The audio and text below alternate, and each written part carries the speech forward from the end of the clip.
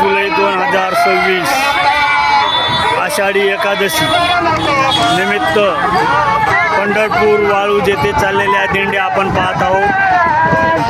भाविकाचा मोठ्या प्रमाणे उत्साह 25 जुलै 2026 आषाढी एकादशी निमित्त जनसागर विठ्ठल रुक्माईच्या मंदिराला लोटलेला आहे।